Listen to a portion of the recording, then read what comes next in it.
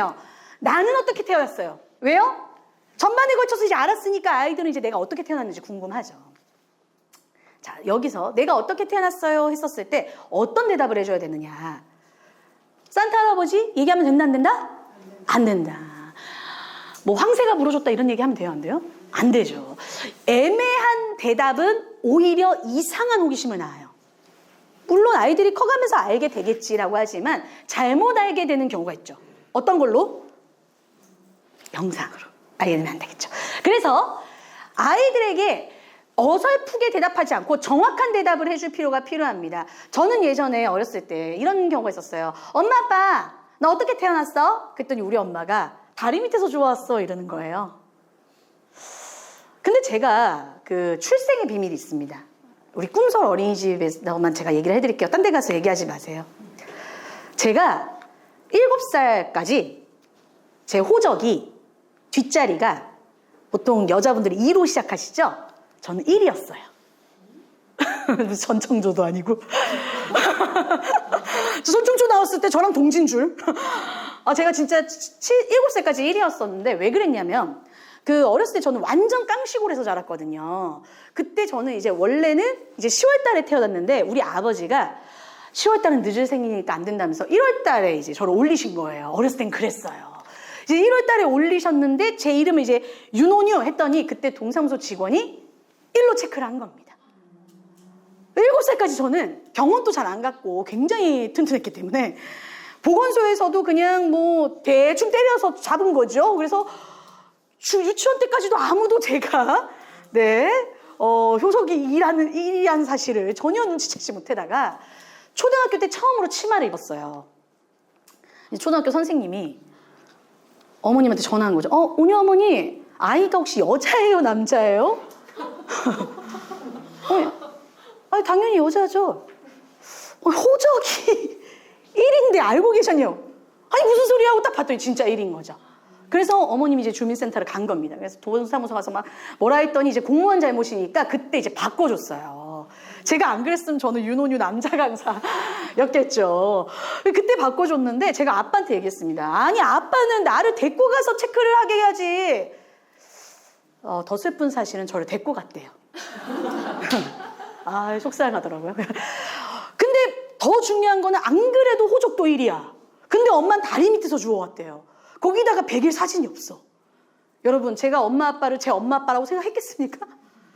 진짜 다리 밑에 찾아갈 뻔했다니까요 제가. 그래서 엄마 아빠 나는 어떻게 태어났어요 했었을 때 다른 얘기하면 된다 안 된다? 안 된다 이런 문제가 생길 수 있어요. 진짜 가출할 뻔했잖아요. 엄마 아빠 아닌 줄 알고. 그래서 아이들한테 이렇게 말하는 거예요. 너는 엄마 아빠의 사랑으로 태어났는데 이건 굉장히 과학적인 요소가 있어. 알려줄게. 시작.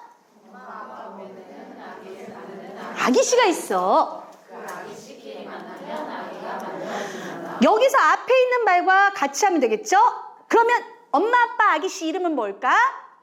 아빠 아기씨는 정자, 엄마 아기씨는 난자. 그럼 이 아기씨가 어떻게 만나는지 알려줄게. 시작.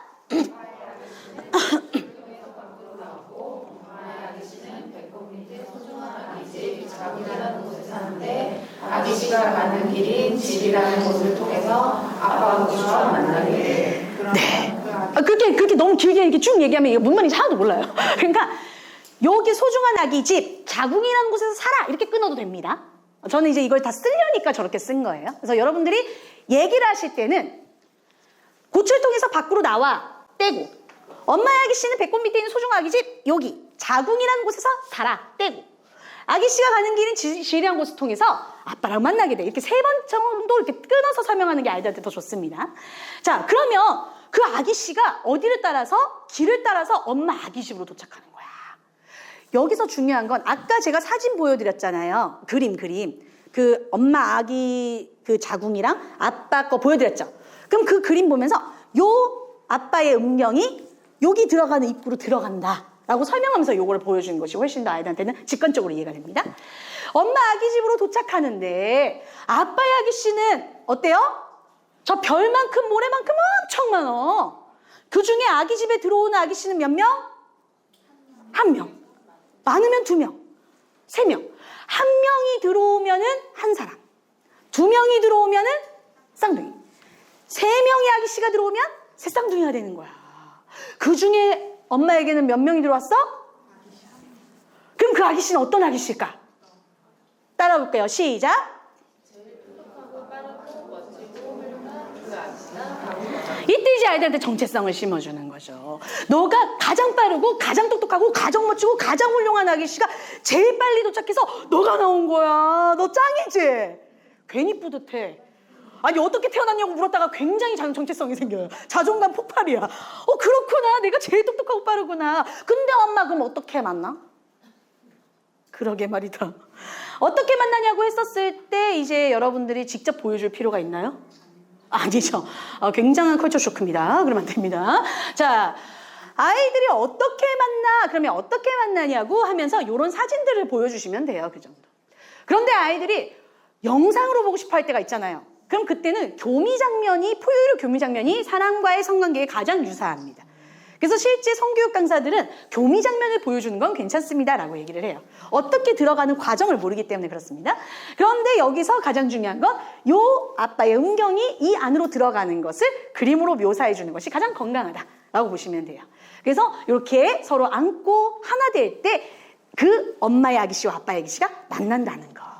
그런데 거기서 가장 중요한 사람이 뭐다? 너다. 그래서 너는 이렇게 많은 아기씨들 중에 너가 만나져서 엄마 뱃속에 10개월이라는 시간 동안 건강하게 자라다가 이렇게 병원에서 만나게 된 거야. 그러니까 너는 어떤 사람이야? 우리에게 가장 소중한 사람이야. 너는 누구보다 소중해. 가장 멋진 친구가 엄마한테 왔거든. 너가 그렇게 소중하기 때문에 너는 특별해. 아까 이 특별함이 어디에 있었어요? 맨 앞에 있었죠. 다시 중복돼요. 이해되셨죠? 너는 그래서 소중한 거야. 다른 사람과 비교할 필요가 있어 없어? 없어. 그러려면 누가 비교를 안 해야 돼요? 내가. 내 아이는 누구보다 소중합니다. 우리 부모님들이 꼭 아셔야 됩니다. 지금 저출산 국가죠, 우리나라가. 23만이 태어나는 시대입니다. 우리 때는 100만 가구였어요. 지금 23만이면 5분의 1로 줄어드는 거거든요. 그런데 문제는 결혼을 안 해서 안 태어난 게 아니라요. 난임 가구가 26만이에요. 우리 부모님들에게 선물처럼 혜성처럼 온 그 아이들을 밤새 기다리는 가구가 26만이라니까요. 내 아이가 소중해요, 안 소중해요?